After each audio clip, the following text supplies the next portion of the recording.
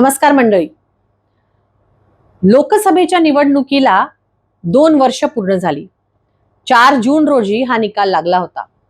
शिर्डी लोकसभा मतदारसंघातून वंचित बहुजन आघाडीचे अधिकृत उमेदवार म्हणून आदरणीय बाळासाहेब आंबेडकरांनी मला प्रतिनिधित्व करायची संधी दिली. एक चांगली निवडणूक त्यावेळेस आम्ही लढलो होतो. शिर्डी लोकसभा मतदारसंघातून उद्धव बाळासाहेब ठाकरे गटाचे माननीय खासदार भाऊसाहेब वाकचौरे हे निवडून गेले होते. आता गेले 2 वर्षामध्ये खासदारांनी नेमकं काय काम केलं, कुठपर्यंत कामं झालेली आहेत याचा लेखाजोखा मांडणं अपेक्षित होतं, पण असं काहीही त्यांच्याकडून झालेलं दिसत नाही. त्यांच्या जाहीरनाम्यामध्ये, हा जाहीरनामा त्यांनी 2024च्या लोकसभा निवडणुकीमध्ये जाहीर केला होता, अशा अनेक गोष्टी नमूद आहेत की ज्या त्यांनी लोकांना कबूल केलेल्या आहेत की ह्यासाठी ते प्रयत्न करणार आहेत. खरं तर खासदारांनी आणि त्यांच्या टीमनी ह्याबद्दल स्पष्टपणे भूमिका मांडली पाहिजे, पुढे येऊन बोललं पाहिजे की कुठली कामं कुठपर्यंत आलीत.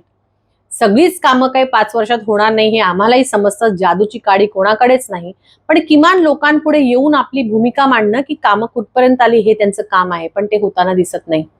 त्याचबरोबर राजकीय, सामाजिक आणि इतर सगळ्या प्रश्नांवरती जसे बाकी खासदार जे आज ऑपोजिशन पार्टीज मध्ये आहेत, जे विरोधी पक्षात आहेत, ते आपली भूमिका ठामपणे मांडत आहेत, ते भाजप, RSS या सगळ्या विचारसरणींच्या विरोधात बोलत आहेत, तशी कुठलीही ठोस भूमिका कुठल्याही सामाजिक प्रश्नावरती शिर्डी लोकसभेचे खासदार घेताना मला दिसत नाहीत. एवढंच काय, लोकसभेमध्ये महिलांवरती होणारे अन्याय अत्याचार असो, दलितांवरती होणारे अन्याय अत्याचार असो, ह्यामध्ये सुद्धा ठोस भूमिका कुठलीच घेताना ते दिसत नाही. ही खरं तर शोकांतिका आहे.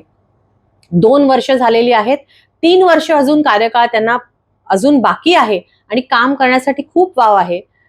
नको त्या राजकीय उलथापालथींमध्ये कुठेही विसंबून न राहता आपल्या लोकसभेच्या लोकांनी आपल्याला निवडून दिलेलं आहे साहेब, त्यांच्यासाठी तुम्ही काम करा, हीच विनंती या निमित्ताने करते.